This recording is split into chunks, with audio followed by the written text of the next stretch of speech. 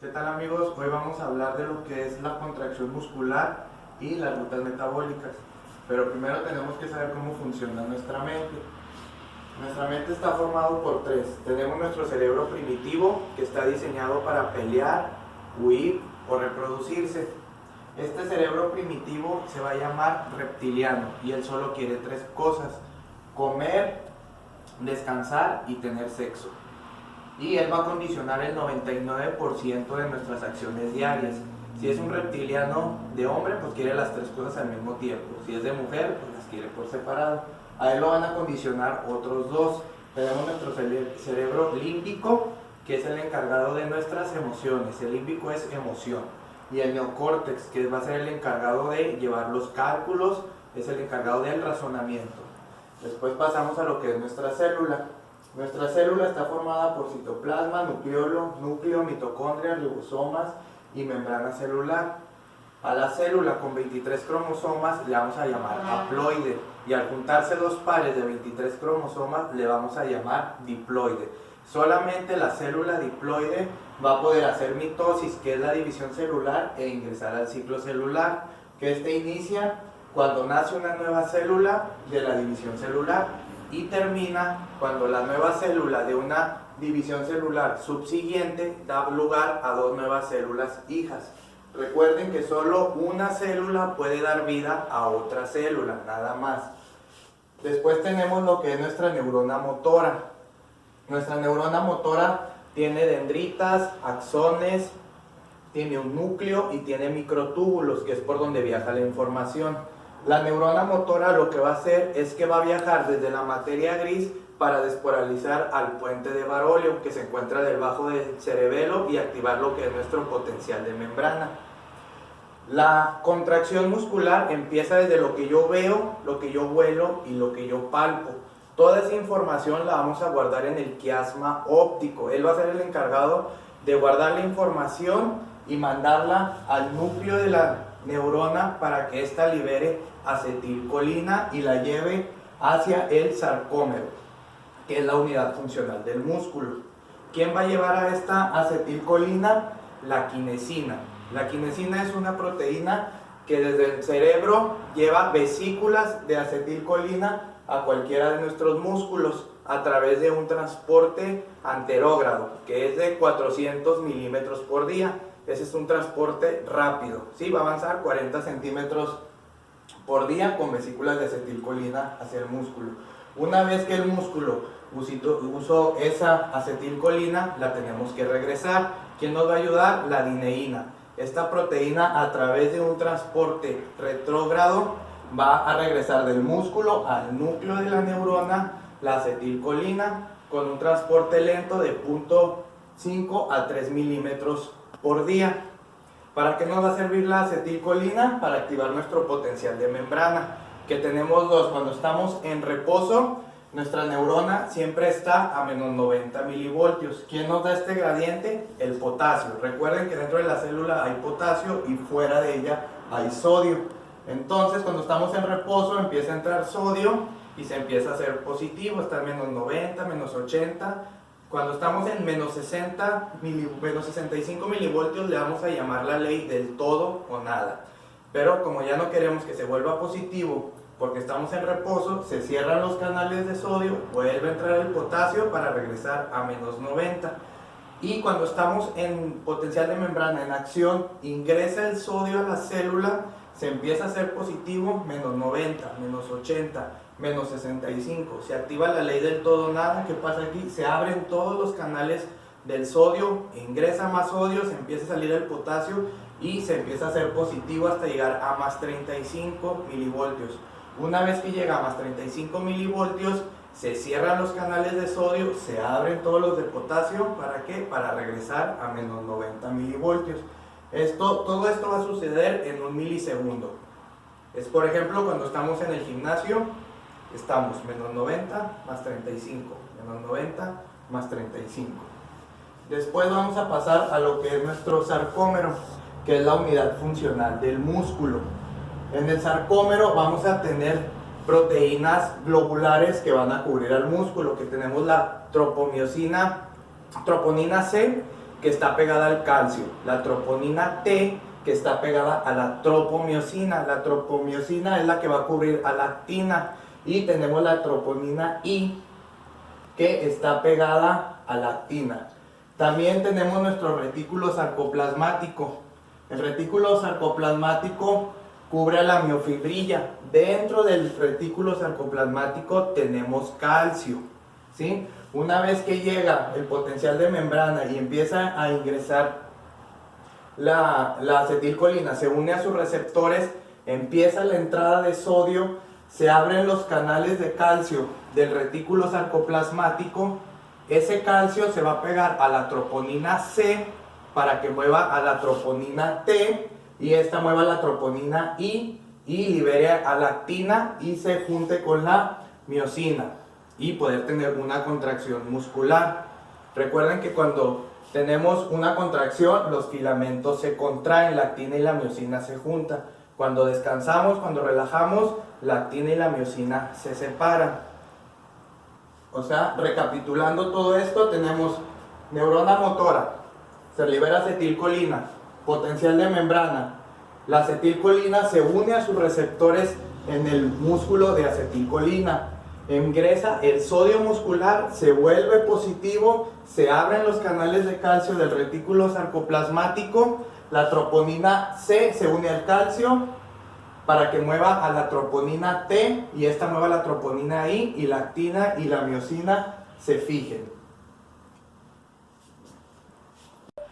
En las cabezas de miosina es donde vamos a estar gastando el ATP. Entonces vamos a estar menos 90 más 35, menos 90 más 35, ADP, ATP, ADP, ATP. Pero ¿de dónde vamos a obtener ese ATP para la contracción muscular? De aquí. En nuestra célula tenemos receptores adrenérgicos y proteínas G. Cuando se libera adrenalina de la glándula suprarrenal, se va a unir a sus receptores adrenérgicos. Estos receptores adrenérgicos van a estimular a las proteínas G. La proteína G va a estimular al adenilato ciclasa. Esta proteína tiene una característica, tiene dos bracitos de magnesio. Estos dos bracitos de magnesio van a cortar al ATP. ¿Y qué vamos a obtener? AMP, ¿sí? Adenosín monofosfato cíclico. Este fosfato lo va a tomar la quinasa y lo va a llevar a la ruta metabólica que decíamos. Pero aquí también puede actuar una enzima llamada fosfodiesterasa. Esta enzima va a aparecer cuando se esté acabando nuestro calcio muscular. ¿Qué va a hacer? Le va a quitar el fosfato al adenosín monofosfato cíclico, se lo va a pegar en el carbono 5 y se va a llamar 5-AMP. Y la quinasa no lo va a reconocer, y eso es a lo que nosotros le vamos a llamar descanso. Cuando la quinasa esté activada, no vamos a poder ganar músculo porque vamos a estar utilizando energía. Cuando la quinasa esté desactivada, que es cuando descansamos, es cuando empezamos a ganar músculo. Ahora vamos a lo que es la glucólisis. En la glucólisis va a entrar la glucosa, y gracias a la enzima exoquinasa le vamos a donar del ATP un grupo fosfato a la glucosa, nada más para que no se salga de la célula en el carbono 6, y se va a llamar glucosa 6-fosfato. Después, con la enzima glucosa isomerasa, nada más le vamos a cambiar la forma, y después con otro ATP le vamos a donar otro fosfato y se va a llamar fructosa 1,6-bifosfato. ¿Para qué? Para que esté igual y poder partirla. Después la fructosa 1,6-bifosfato, gracias a la enzima fructosa bifosfato aldosa, la vamos a partir y vamos a obtener dos gliceraldehídos 3-fosfatos. El gliceraldehído 3-fosfato va a tener 5 hidrógenos, ¿sí? Vamos a perder un hidrógeno que lo va a agarrar nuestro NAD, nuestro nicotidamina adenininucleótido. Él va a agarrar el hidrógeno, pero no nada más perdemos hidrógenos, ganamos fosfatos, ¿sí?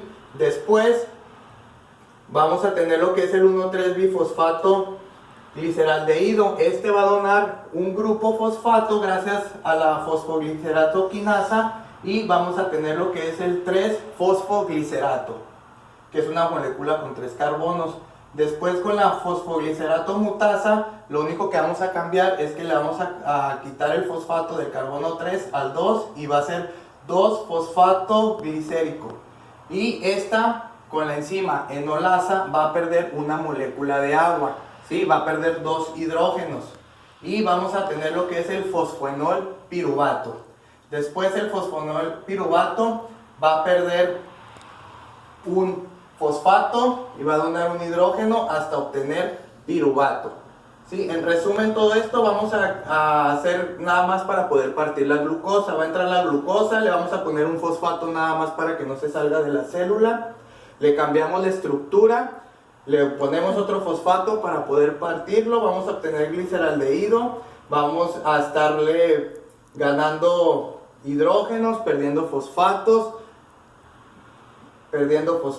ganando hidrógenos, liberándolos de oxígeno hasta obtener lo que es el... Una vez que obtuvimos nuestro piruvato de la glucólisis y un rendimiento de 2 ATP, este piruvato va a poder tomar 2 vías, una vía aerobia para incorporarse al ciclo de Krebs y una vía anaerobia para fermentarse, que en esta vía anaerobia sí hay oxígeno pero en muy poca cantidad. Vamos a empezar con lo que es la fermentación láctica. El piruvato se va a transformar en acetaldehído gracias a la piruvato descarboxilasa. Después el acetaldehído, gracias a la alcohol deshidrogenasa, que va a liberar un hidrógeno que va a tomar nuestro NAD, se va a transformar en etanol. Todo esto va a ser para regenerar nuestro NAD y pueda reincorporarse a la glucólisis. La siguiente es la fermentación láctica. Igual, el piruvato se va a transformar en lactato gracias a la lactato deshidrogenasa. El lactato entonces es un piruvato reducido. Un piruvato más un hidrógeno nos va a dar un lactato. El lactato sí se puede almacenar en el músculo, pero el ácido láctico no. Entonces, cuando el oxígeno supera la demanda de la célula, este se va a acidificar. ¿Y qué va a hacer la célula? Va a sacar el ácido láctico a la sangre para que a través del plasma viaje hasta el hígado y a través del ciclo de Cori se transforme una vez más en glucosa y vaya hacia el cerebro o se incorpore a la glucólisis según la necesidad que tengamos. Esta vía nos va a dar un rendimiento de 2 ATPs. La siguiente vía va a ser la oxidación del piruvato en presencia de oxígeno. El piruvato es una molécula de 3 carbonos que a través de la piruvato deshidrogenasa se va a transformar en acetilcoenzima A y aquí va a haber una liberación de CO2 y el NAD va a agarrar nuestro hidrógeno. Entonces la acetilcoenzima A es una molécula de 2 carbonos que se va a juntar con el oxalacetato, que es una molécula de 4 carbonos, gracias a la enzima citrato sintasa para obtener citrato, una molécula de 6 carbonos. El citrato se va a transformar a isocitrato gracias a la enzima aconitasa. Una vez que tenemos el isocitrato, se va a transformar en alfa-cetoglutarato gracias a la enzima isocitrato hidrogenasa, que va a liberar un hidrógeno que lo va a tomar nuestro NAD y se va a liberar una molécula de CO2. Entonces el alfa-cetoglutarato ya es una molécula de 5 carbonos. El alfa-cetoglutarato y una coenzima A nos van a dar lo que es el succinil-CoA gracias a la enzima alfa-cetoglutarato deshidrogenasa, que igual va a liberar un hidrógeno que lo va a tomar nuestro NAD y una molécula de CO2.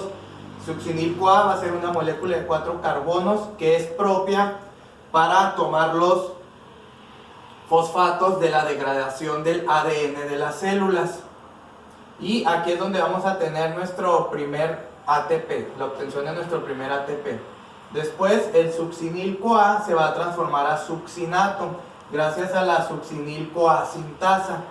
El succinato se va a transformar en fumarato gracias a la succinato deshidrogenasa. Aquí nuestro hidrógeno, ¿quién lo va a tomar? Nuestro FAD. Después el fumarato, gracias a la enzima fumarasa y una molécula de agua, se va a transformar en malato. El malato se va a transformar una vez más en oxalacetato gracias a la enzima malato deshidrogenasa que se va a liberar otro hidrógeno que lo va a tomar nuestro NAD y se repite el ciclo. El ciclo de Krebs nos va a dar un rendimiento de 2 ATPs. ¿Por qué 2 ATPs? Porque como vimos aquí nada más obtuvimos un ATP, pero por cada molécula de glucosa se obtienen 2 piruvatos, así que es 2 veces este rendimiento.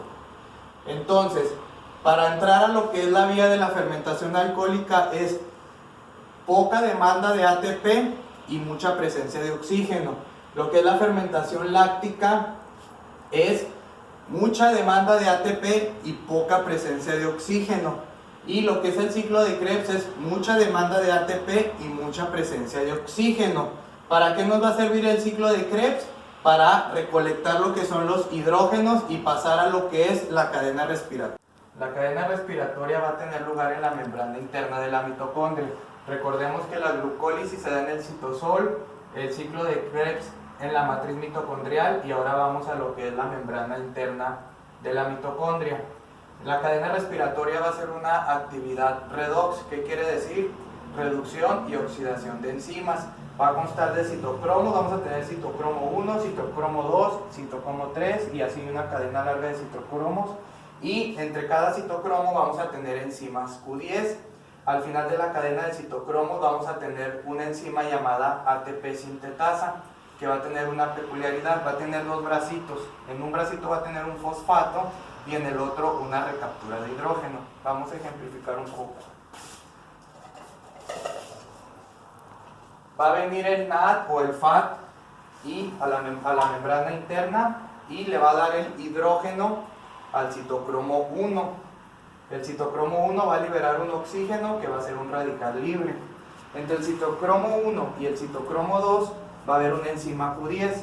El citocromo 1 va a reducir a la enzima Q10, le va a dar el hidrógeno.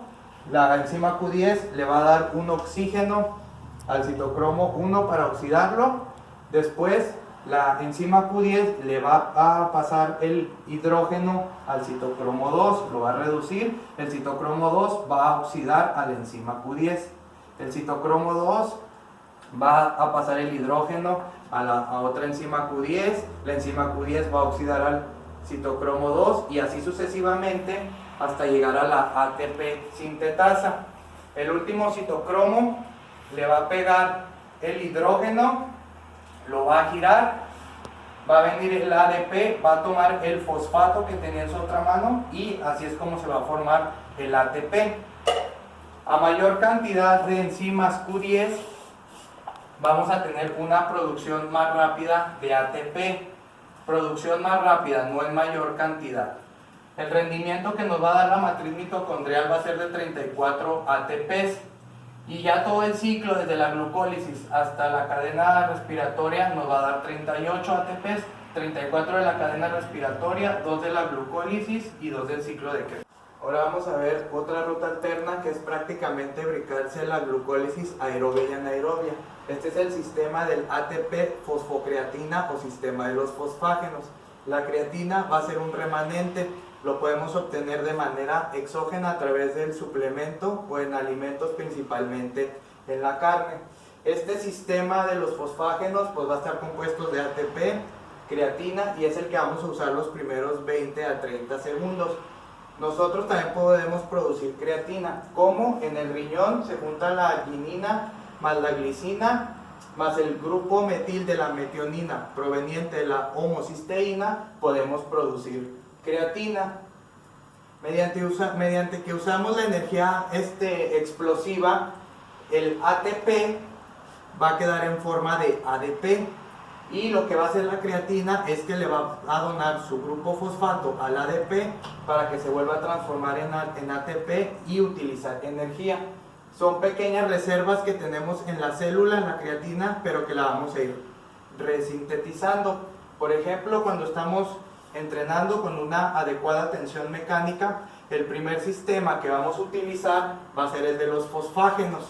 Después, mediante vamos terminando la serie y se empieza a terminar la energía, vamos a utilizar lo que es la glucólisis anaerobia, el lactato. Cuando ya tenemos esa quemazón y ya no podemos producir más energía, terminamos la serie y en el descanso va a entrar lo que es la glucólisis aeróbica. ¿A qué va a entrar? A limpiar todo, a agarrar el lactato, llevarlo hacia el hígado para que a través del ciclo de Cori se vuelva a transformar en glucosa, a limpiar los protones y a resintetizar los fosfágenos y repetimos el ciclo. Ahora vamos a hablar de la beta-oxidación, que esta aparece prácticamente cuando se nos termina nuestro glucógeno. Se dice que aparece 90 minutos después de un ejercicio continuo. Por ejemplo, ¿quién sí entra en beta-oxidación? Los maratonistas y los fondistas. Cuando juntamos tres coenzimas A, empieza la ruta para formar lípidos a través de glucosa. Cuando esas coenzimas A del ciclo de Krebs no se utiliza, empieza la ruta para formar lípidos y almacenarlos. Cuando hablemos de un ácido graso, nos vamos a referir a un acil. Para que el acil entre a la célula, como es una molécula muy grande, tiene que entrar en pedacitos. ¿Quién nos va a ayudar a que entre? En la membrana externa de la mitocondria vamos a tener una enzima que se llama acil-CoA sintetasa. ¿Qué va a hacer? Le va a pegar una coenzima A al acil para formar acil-CoA. Dentro de esta misma membrana externa tenemos otra enzima que se llama carnitina palmitoil transferasa 1. ¿Qué hace esta enzima? Que detecta a la acil-coenzima A y lo que hace es que le quita la coenzima A y mete al acil entre la membrana externa e interna de la mitocondria. Entre la membrana externa e interna también ya encontramos lo que es la L-carnitina. ¿Qué va a hacer la L-carnitina? Se le va a pegar al acil para formar el complejo acil-carnitina. En la membrana interna va a haber una enzima que se llama carnitina palmitoil transferasa 2. ¿Qué va a hacer? Que le va a quitar la carnitina a la acil-carnitina y va a ingresar al acil a la mitocondria para que esté listo para entrar a lo que es la beta-oxidación. En la beta-oxidación lo que vamos a hacer es que vamos a transformar un acil en acetil. En cada vuelta que dé el acil le vamos a quitar 2 carbonos y le vamos a pegar una coenzima A. Entonces viene el acil y luego vamos a tener una enzima que se llama acil-CoA deshidrogenasa. ¿Qué va a hacer? Pues le va a quitar un hidrógeno que lo va a tomar nuestro FAT y vamos a tener lo que es el enoil-CoA. Al enoil-CoA, la enzima enoil-CoA hidratasa le va a pegar hidrógenos y oxígeno y vamos a obtener lo que es hidroxiacil-CoA. Al hidroxiacil-CoA, la enzima hidroxiacil-CoA deshidrogenasa le va a quitar un hidrógeno que lo va a tomar nuestro NAD y vamos a obtener lo que es el cetoacil-CoA. Al cetoacil-CoA lo va a cortar una enzima que se llama tialasa. ¿Dónde lo va a cortar? Donde le pegaron la coenzima A y el oxígeno y así vamos a obtener lo que es un acetil-CoA. ¿Para qué? Para que pueda ingresar al ciclo de Krebs. Ahora vamos a hablar de la acidosis. ¿Qué es la acidosis? Cuando el pH sanguíneo se acidifica, disminuye. ¿Qué síntomas tiene la acidosis? Tiene dolor de cabeza, ganas de nomás estar dormido, náuseas y vómito y arritmias. Para que nuestro músculo crezca en algún momento y no siempre tengo que sufrir acidosis, porque la acidosis también me provoca biogénesis mitocondrial, ¿sí? la creación de nuevas mitocondrias. El pH de nuestra sangre es de 7.35 a 7.45. ¿Quién me va a dar ese equilibrio? El bicarbonato y el CO2. El pH sanguíneo es directamente proporcional al bicarbonato e inversamente proporcional al CO2. Cuando el CO2 sube, el pH disminuye, se acidifica. Por ejemplo, cuando estamos entrenando y ya estamos con la respiración rápida, ¿qué va a pasar ahí? El riñón va a liberar bicarbonato, el pH va a empezar a subir, a neutralizarse y el CO2 va a bajar, va a disminuir. ¿Esto me va a pasar cada vez que entrenemos? Sí, ¿por qué? Vamos a hablar un poco de la glucosa y el oxígeno. Cuando la glucosa y el oxígeno se juntan, vamos a obtener piruvato y no vamos a tener acidificación. Pero cuando a la glucosa le quitan su oxígeno, vamos a obtener ácido láctico, como ya lo habíamos visto. ¿Qué pasa aquí? Aquí es donde aparece el bicarbonato. El bicarbonato se va a juntar con el ácido láctico gracias a la enzima anhidrasa carbónica para formar ácido carbónico, que este puede tomar dos vías, ser partido y transformarse en CO2 y ser transportado por la hemoglobina, o transformarse en agua para ser transportado a la vejiga y por ser excretado por la orina. Ahora vamos a hablar de acidificaciones no sanguíneas. Tenemos la acidificación por alcohol, que para no acidificarnos, para metabolizar 1 mililitro de alcohol necesitamos 1 litro de agua. Y la otra acidificación es por salicilatos. La recomendación de salicilatos es de menos de 150 miligramos por kilogramo al día. ¿Dónde encontramos salicilatos? En lo que son las FODS, las aspirinas, en el cigarro, prácticamente en todos los productos encontramos salicilatos, así que también por estas dos vías podemos acidificarlos. Sí, vamos a continuar con lo que es las hormonas y su clasificación. El ser humano está hecho por 3 componentes que nos van a condicionar un 33% cada uno. El psicológico, que lo vamos a asociar con el pensamiento; el fisiológico lo vamos a asociar con lo que es el sentir; y el anatómico con el movimiento. La glándula pituitaria va a ser la reina, ella es la que va a condicionar nuestro funcionamiento hormonal. Una glándula es el mensajero y la hormona es el mensaje. Este mensaje debe ir perfectamente escrito para que se pueda sentar en su receptor. Una vez sentado en su receptor, dependiendo del lugar en el que siente, va a ser el mensaje que va a dar y puede tomar muchas rutas de activación. ¿Qué va a determinar mi funcionamiento hormonal? Lo que es el clima, el manejo, el cómo utilizo mi cuerpo, la alimentación, alguna patología y condiciones genéticas. Las hormonas las podemos clasificar por su liberación. Cuando una hormona estimula a la misma célula que la produce, le vamos a llamar autócrino. Por ejemplo, la adrenalina, a la primera célula que estimula es a la que la produce. Cuando una hormona estimula a una célula, pero de forma regional, local, le vamos a llamar parácrino. Por ejemplo, cuando nos pica un zancudo, todas las células van a ir solamente a esa zona.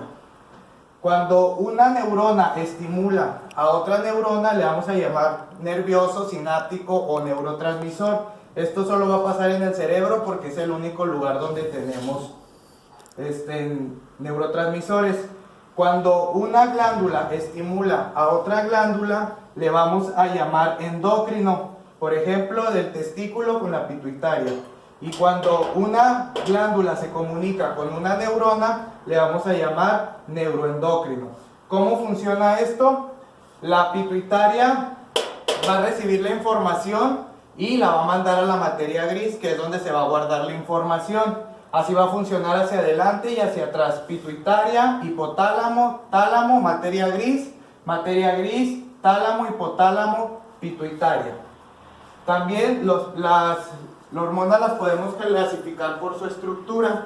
No todas las hormonas tienen genes, solamente las que están hechas a bases de aminoácidos.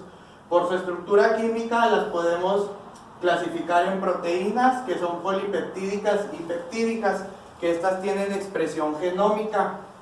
Por ejemplo, la insulina, el glucagón, la hormona de crecimiento. Después tenemos las esteroideas, que se sintetizan a base de colesterol, como la testosterona, el cortisol y los estrógenos. Y tenemos las derivadas de tirosina o aminas, que están hechas de un solo aminoácido. ¿Qué nos va a condicionar la regulación hormonal? Lo que es nuestro crecimiento, lo que es el desarrollo muscular, la reproducción y el líbido, el equilibrio hidroelectrolítico y lo que es nuestro comportamiento. Y en lo que es la producción de hormonas vamos a tener lo que es el arco reflejo. Cuando la producción de hormonas regula su propia producción, le vamos a llamar arco reflejo negativo. Pero cuando no puede regular su producción y produce de más, le vamos a llamar arco reflejo positivo. Ahora vamos a pasar a lo que es el ciclo circadiano, la calidad del sueño. El sueño es indispensable. Si no duermes, no produce receptores de testosterona. Si hay luz, los receptores androgénicos no se van a producir, seas hombre o seas mujer. Por eso tienes que dormir en ausencia de luz. Y ustedes se preguntarán cuántas son las horas que debemos dormir. No es la cantidad, sino la calidad. Hay personas que duermen pocas horas, pero tienen un muy buen descanso. Dentro del sueño vamos a tener 4 niveles de conciencia. Vamos a tener lo que es Z0, que es cuando los niveles de serotonina están arriba. Vamos a estar totalmente despiertos. Vamos a tener el nivel Z1, que es cuando la serotonina y la melatonina se encuentran en el mismo nivel. Le vamos a llamar dormitando. Después vamos a tener el Z2, que es cuando los niveles de serotonina están más abajo que los de melatonina, y es el inicio del sueño.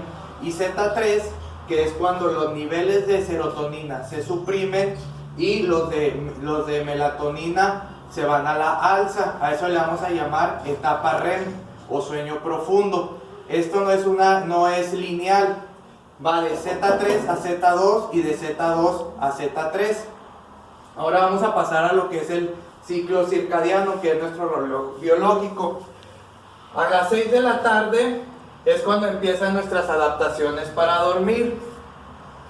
A las 9 de la noche comienza la secreción de melatonina, ¿sí? Empiezan los preparatorios para dormir. ¿Por qué? Porque ya hay ausencia de luz. En la medianoche es cuando se produce la vasopresina. ¿Qué va a hacer esta? Nos va a contraer el píloro, el ano y la vejiga, y también se va a suprimir la sensación de sed. A las 2 de la mañana es el sueño profundo, o sea que vamos a tardar 2 horas para tener un sueño profundo, para pasar de Z2 a Z3. De 2 de la mañana a las 7 de la noche es un trabajo hormonal de reestructuración. Entonces lo ideal es lo ideal, pero puede ser menos. Lo ideal es que nuestro sueño vaya de las 12 a las 7 de la mañana. ¿Y qué es lo que nos puede ayudar a conciliar el sueño, a tener una mejor producción de melatonina? Lo que es el triptófano. ¿Qué es la diferencia entre serotonina y melatonina? El triptófano. Un triptófano oxidado nos va a dar serotonina, y un triptófano reducido nos va a dar melatonina, por ejemplo cuando calentamos la leche. ¿Cuáles son las dosis de triptófano? En una persona normal va de 4 miligramos por kilogramos al día, y en atletas o personas estresadas va de 4 a 12 miligramos. Ahora vamos a pasar a lo que es la hormona de la tiroides. La pituitaria tiene una parte anterior y posterior, y está condicionada por las neuronas desde el hipotálamo y por las venas y arterias, que me van a permitir la liberación de hormonas. Las células tiroideas forman islotes, hacen círculos, están unidas en grupo.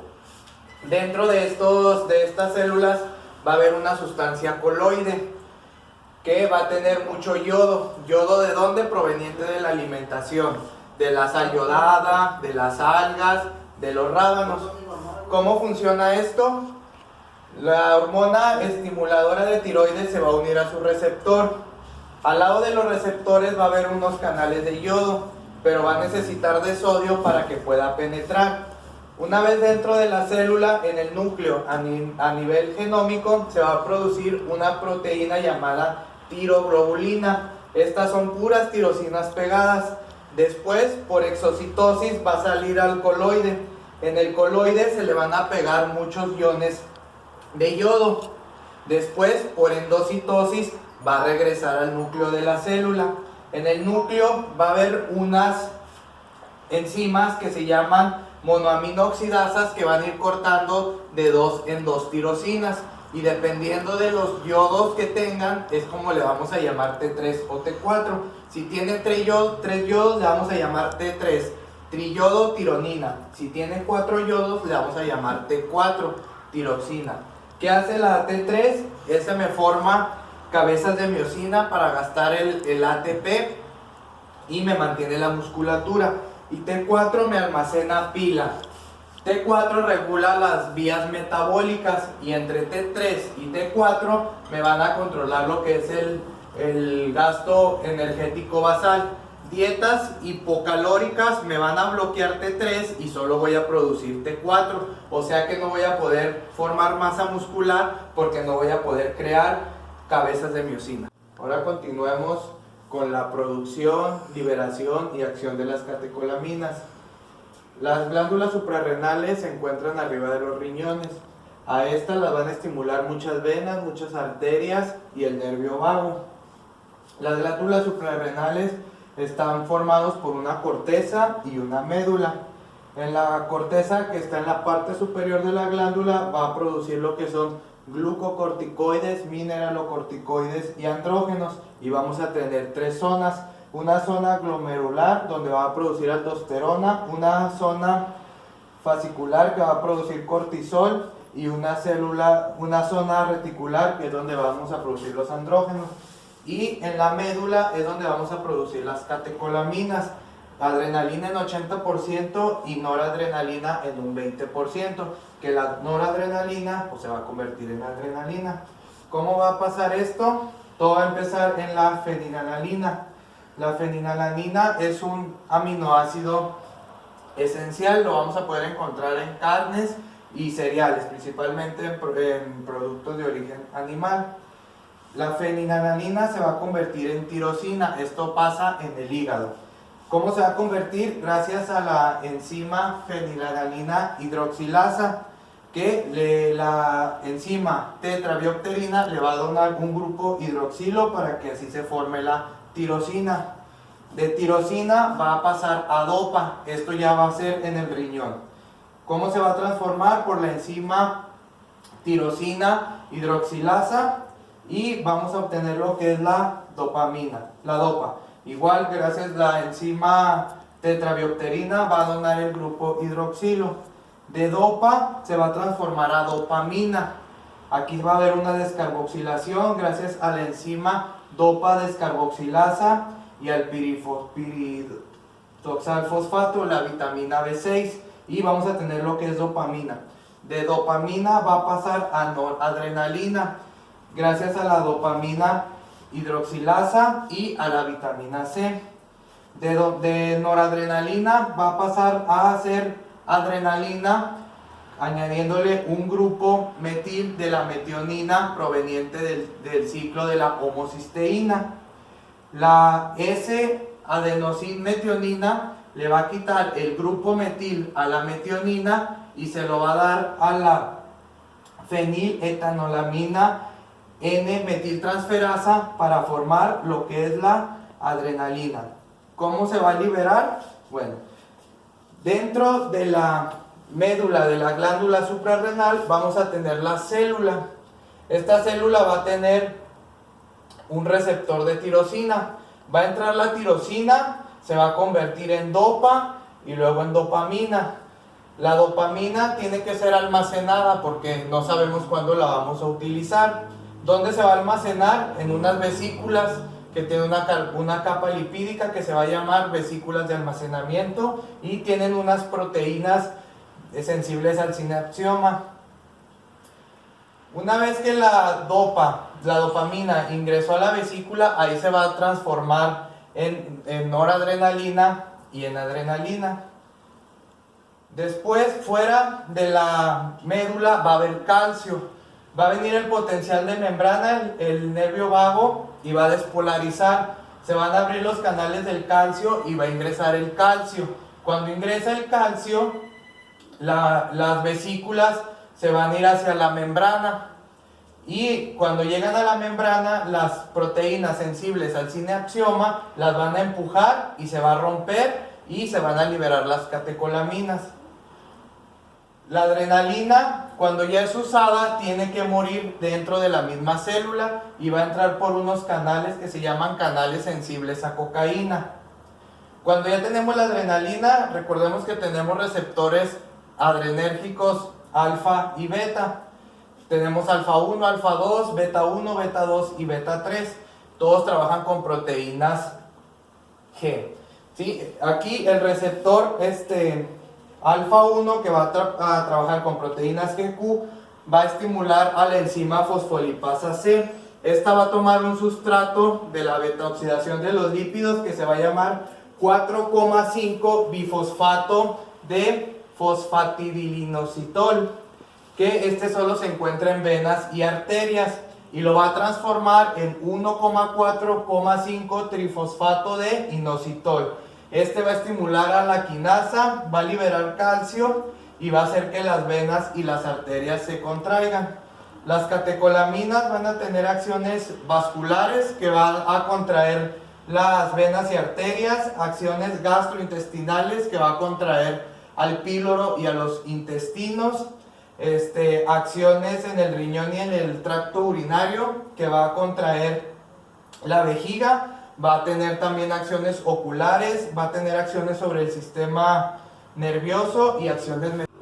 Ahora vamos a pasar a lo que es la corteza de la glándula suprarrenal. Aquí habíamos dicho que se producían glucocorticoides, mineralocorticoides y andrógenos, y vamos a tener tres zonas: la zona glomerular donde se produce aldosterona, la zona fascicular donde se produce el cortisol y la zona reticular donde se producen los andrógenos. Estos tres se sintetizan a base de colesterol LDL. También se pueden sintetizar a base de HDL, pero se necesitaría más. El colesterol va a entrar en la corteza y en la mitocondria se va a transformar en pregnenolona. Y en el retículo endoplasmático liso puede sufrir varias transformaciones. Se puede transformar en progesterona, que es una hormona en pro de la gestación, o en 17-alfa hidropregninolona, para después llevar a androtestodiona, a testosterona, a dehidrotestosterona o a estrógenos. Esta ruta también la pueden tomar los testículos y los ovarios. Los glucocorticoides van a producir lo que es el cortisol. El cortisol va a tener picos en presencia de luz. El 96% del cortisol va a viajar pegado a una proteína, esta va a ser la albúmina, y va a tener una vida media que va de 60 a 90 minutos. Cada 60 a 90 minutos el cortisol va a ir a revisar que la glucosa no esté elevada. Lo que va a hacer es que si la glucosa está elevada, va a llamar a la insulina. También podemos tener enfermedades relacionadas con el cortisol. Un cortisol elevado nos va a dar una enfermedad de Cushing, y una ausencia de cortisol, el Allison.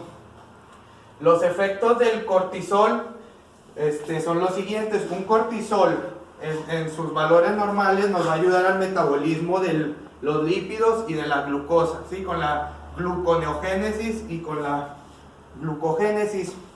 También los efectos, pero ahora con un cortisol elevado, son de que vamos a tener un estrés, y el estrés nos va a generar lo que es un catabolismo de las proteínas, una baja de lo que es la hormona estimulante de la tiroides, de la folículo estimulante, de la hormona de crecimiento y de la leutinizante.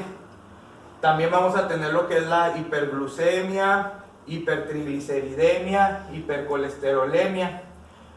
Otras causas que pueden detonar picos de cortisol es algún trauma, una infección, ansiedad o ejercicio muy intenso. ¿Cómo va a funcionar esto? Como las demás hormonas. Va a venir desde la materia gris, va a ir al hipotálamo, al tálamo, hipotálamo, pituitaria, se va a liberar hormona estimuladora de adenocorticotrópica, se va a unir a su receptor, va a estimular a las proteínas G. Las proteínas G van a estimular al adenilato ciclasa. El adenilato ciclasa va a formar el adenosín monofosfato cíclico para liberar la adenocorticotrópica, y esta va a viajar por el torrente sanguíneo hasta llegar a la corteza. En la corteza va a volver a tomar la ruta del adenosín monofosfato cíclico, va a formar colesterol, de colesterol a pregnenolona, y de pregnenolona se va a formar lo que es el cortisol. Los valores en sangre de cortisol van de 45 miligramos por decilitro, de ahí tienen que ir hacia abajo, no hacia arriba. Ahora vamos al sistema renina, angiotensina, aldosterona. Pero primero que nada tenemos que conocer el sistema yuxtapoglomerular. ¿Por qué? Porque en algún momento vamos a tener que deshidratar a nuestro atleta. En el riñón vamos a tener dos arterias, una aferente que va hacia adentro y una eferente que va hacia afuera. Ahí mismo vamos a tener la mácula densa y el tubo distal. El tubo distal va a transportar lo que ya no sirve. ¿Cómo voy a saber qué es lo que ya no sirve? Bueno, la mácula densa es un grupo de células que está unida a la arteria aferente. Ella va a tener una función baroquimioprotectora. ¿Qué quiere decir esto? Que va a medir la cantidad de soluto, de linfa, de plasma y de presión. Al lado de ellas van a estar las células yuxtaglomerulares. Ellas van a producir renina. ¿Cuándo la van a producir? Cuando la mácula densa identifique que hay que producirlas. Van a producir renina y esta va a viajar por el torrente sanguíneo y se van a juntar con otra proteína que se llama angiotensinógeno y van a formar lo que es la angiotensina 1. Vamos a ver cómo funciona. Cuando hay una hipoperfusión renal, que es una baja del volumen plasmático, la mácula densa va a identificar que es necesario producir renina. Las células yuxtaglomerulares van a producir renina al torrente sanguíneo. Al mismo tiempo, del hígado se va a liberar el angiotensinógeno. Estas se van a juntar y van a formar lo que es la angiotensina 1. Va a viajar por el torrente sanguíneo hasta llegar al pulmón. En los pulmones va a haber una enzima que se llama enzima convertidora de angiotensina y vamos a obtener lo que es la angiotensina 2. La angiotensina 2 va a liberar lo que es la aldosterona, que nos va a ayudar a retener lo que es el sodio, el agua y a excretar lo que es el potasio.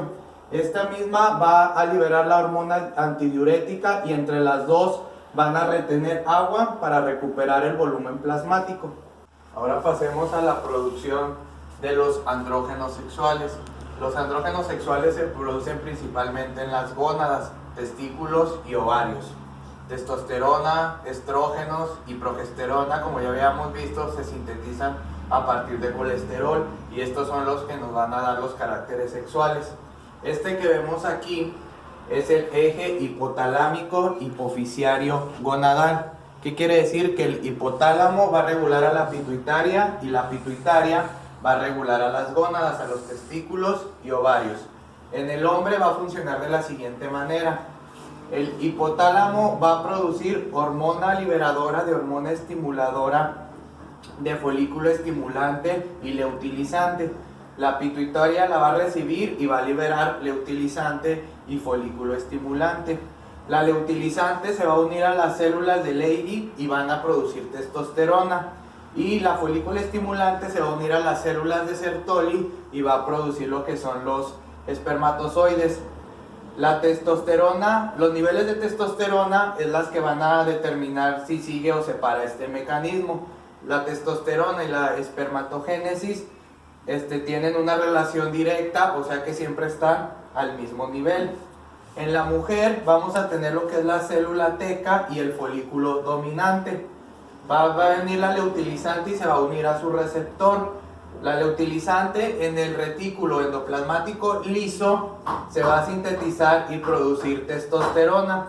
Después en el folículo dominante la testosterona, la enzima aromatasa la va a convertir en estrógeno y conjunto con el folículo, con la folículo estimulante van a producir lo que es el óvulo, que si no se fecunda en 30 días pues pasan a lo que es su ciclo menstrual. ¿Qué acciones tiene la testosterona? Pues la que va a regular los caracteres sexuales en el varón. En la mujer va a producir virilización. Lo que es funcional es la dehidrotestosterona, no la testosterona. Dentro de la célula la testosterona se convierte a dehidrotestosterona. En hombres se da principalmente en la infancia y en las mujeres se da pre y postpubertad. Ya para finalizar vamos a ver lo que es las fases de la digestión y el páncreas. La digestión va a tener tres fases. Una fase cefálica que va a tener que ver con el sentir, el oler. Lo que comamos nos tiene que gustar, ¿sí? Tiene que ser agradable también a nuestra vista. Esta fase es importante porque puede representar hasta el 30% de la digestión total. normalmente es un 15%. Después tenemos la fase gástrica, que tiene que ver con la distensión del estómago, con el volumen del alimento, y la fase intestinal, que es donde se absorben las cosas. Ahora vamos al páncreas. El páncreas tiene diferente peso en hombre y en mujer. En hombre pesa 70 gramos y en mujer pesa 60 gramos. Tiene un conducto pancreático común que desemboca en el esfínter de Oddi y se junta con el conducto hepático común. Cuando la vena porta se contrae, los desechos se quedan en el páncreas y no son liberados. Entonces, si se inflama el hígado, también se nos va a inflamar lo que es el páncreas. En el epitelio, en todo el epitelio vamos a tener lo que es el nervio vago. El nervio vago va a medir el vaciamiento gástrico. En el estómago también vamos a tener lo que son los quimiorreceptores, que van a medir el pH gástrico. En el epitelio también vamos a tener lo que son las células G, que van a producir lo que es la gastrina. La gastrina va a viajar y va a estimular a las células enterocromafin-like. Estas van a liberar lo que es la histamina, y esta va a viajar hasta las células principales, donde van a liberar hidrógeno y cloro. Por ejemplo, va a entrar el alimento, el pH se va a alcalinizar, las células G van a liberar gastrina, van a viajar hasta las células enterocromafin para liberar la histamina. Estas van a viajar hasta las células principales para liberar el hidrógeno y el cloro, y en la luz gástrica, gracias a la anhidrasa clorhídrica y al pepsinógeno, van a formar lo que es el ácido clorhídrico. El nervio vago también lo vamos a encontrar en el páncreas. Aquí la quinesina va a transportar a lo que es la colecistoquinina hasta el páncreas. En el píloro también vamos a tener lo que son las células S. Estas van a producir lo que es la secretina para producir lo que es el bicarbonato. Entonces, la cantidad de gastrina, colecistoquinina y de secretina son las que van a hacer que yo libere enzimas pancreáticas y bicarbonato. Entonces, como funcione mi estómago, es como va a funcionar mi páncreas. En el páncreas vamos a tener dos segmentos, un segmento exócrino y uno endocrino. El exócrino es el que va a estar ligado con el intestino, y el endocrino con la sangre. En el endocrino se va a producir lo que es la insulina, el glucagón, la somatostatina y los neuropéptidos. Y en el exócrino, que representa más del 80% del páncreas, vamos a producir lo que es bicarbonato y enzimas pancreáticas. En el páncreas vamos a tener lo que son las células ancinares no reticuladas y reticuladas.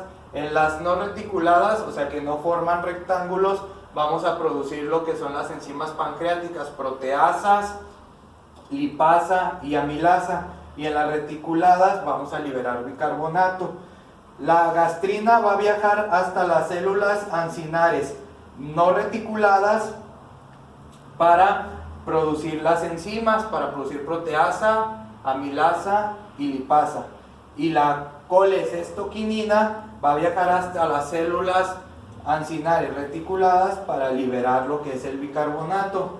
Para que nuestro páncreas pueda producir las enzimas pancreáticas, va a necesitar de 1 a 1.2 litros de agua al día. Bueno, ¿y qué es lo que necesito para que mi cliente, para que mi atleta me rinda lo suficiente? Después de todo lo que vimos, pues vamos a necesitar sodio, potasio, calcio, magnesio, vitamina B1, vitamina B2, B3, B6, B9, la vitamina C, triptófano para el descanso, agua, oxígeno, entrenar, un buen clima y descansar. ¿Y todo esto para qué?